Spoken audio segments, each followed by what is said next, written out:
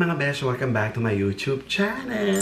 For today's vlog mga besh, nakikita niyo naman sa title ko na hindi na ako i-renew ng aking employer mga besh. Medyo malungkot pero kailangan nating tanggapin. Siyempre habang nandito tayo sa Canada ay ilalaban pa rin natin, di ba? Kasi meron na akong 2 months to stay here in Canada. Mag-e-end yung work permit ko ng June 30. And then sabi nila after end of contract, meron pa daw 3 months. Pero sana, bago matapos yung work permit ko, ay makahanap na ako ng bagong employer ko talaga. Totoo din po yung mga nababalitaan nyo sa social media na maraming napapauwi, marami nang hindi i-renew yung contract, at isa po ako doon na hindi na nga po i-renew yung contract yun. So, para sa kaalaman nyo din, so may possibility, pag hindi ako na-renew or pag hindi ako nakahanap ng work dito, babalik na ako ng Dubai ulit. So, wala naman tayong choice kundi bumalik ng Dubai or bumalik ng Pilipinas. Siyempre, doon pa rin tayo sa Dubai, di ba? Na makakapag-work ulit tayo. Ayun, medyo malungkot kasi adjusted na ako dito. Alam mo yun, nakapag-adjust na ako sa weather. Nung una kasi, nakwento ko din naman sa inyo sa mga previous vlog ko talaga, di ba? Na sobrang lungkot talaga dito. Lalo na pag first timer ka. Kasi siyempre, ibang-iba yung napuntahan ko. Nasa province talaga. Ang lungkot-lungkot talaga nung una. Pero ngayon, masaya na ako. Siguro dahil marami na ako nakilalang tao talaga. Marami na ako naging kaibigan. Kaya nga sabi nila na nandito ka na sa Canada, why not ilaban mo? Bakit ka pa babalik? Pwede ka naman makahanap pa ng trabaho talaga dito. Which is, pwede naman talaga. Kaya lang syempre, ang problema lang talaga kasi is yung paghahanap ng employer mo na kung saan nahanap ka ng Lamia talaga.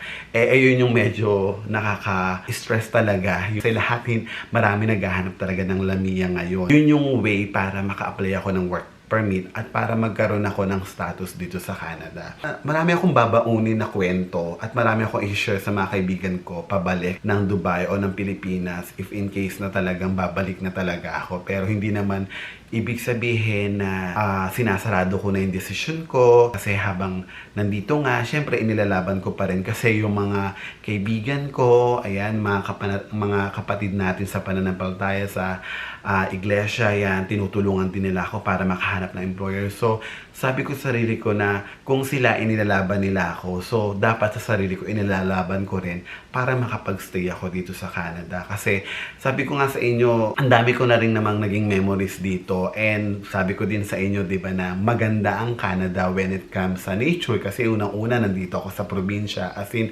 sobrang payapa. Ang chill lang talaga kasi yung pagod ka sa trabaho, paglabas mo, hindi mainit, malamig, yung may mga gano'n na lalo na pag summer. Ngayon, tapos na yung winter, na pagdaanan ko na siya. Ngayon, spring na, medyo maulan na sa afternoon, summer na.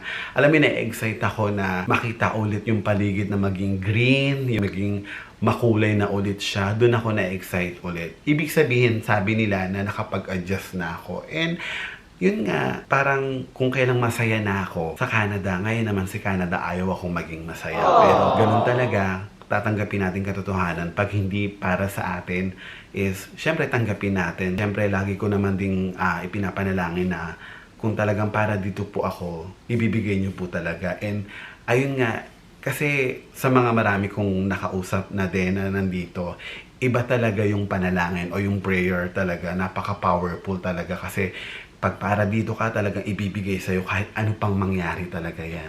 Ngayon, ini-enjoy ko na lang actually yung mga ilang araw na nalalabi ko dito. Yun, so you're more in vlogs ako, more in memories, at least if in case na hindi talaga ako makahanap ng employer is at least nakapag-invest ako ng memories at nakapag-ipon ako mga besh.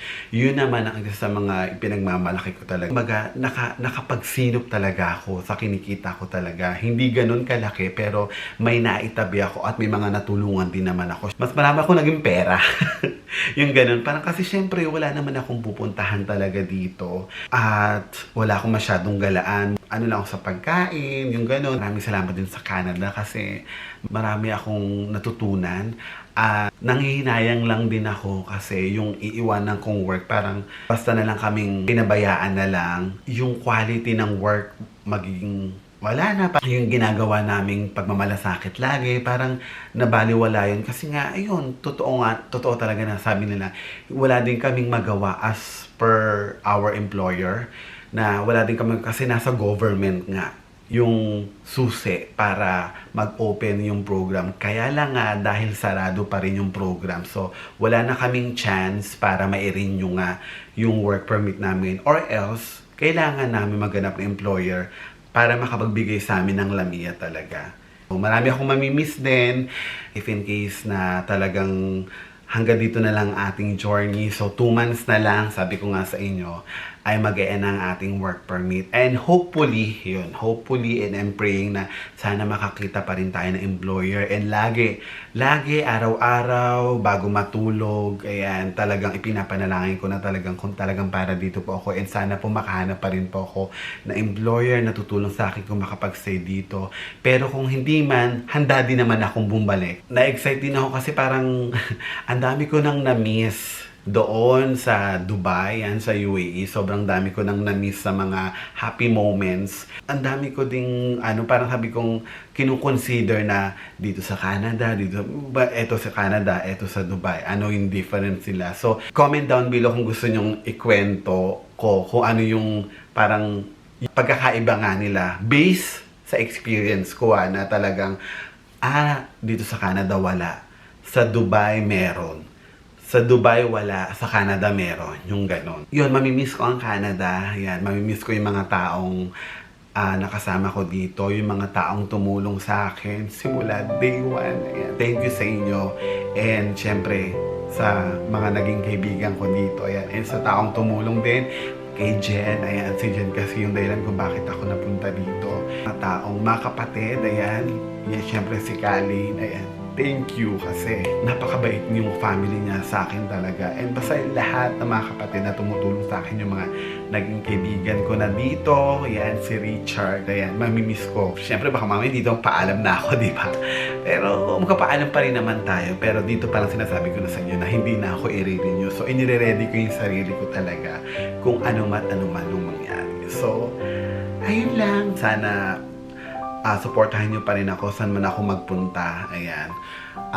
Syempre from my Facebook, Instagram, TikTok, and then yung YouTube ko. Ayan. So lagi nyo po sana panonoodin yung mga vlogs ko.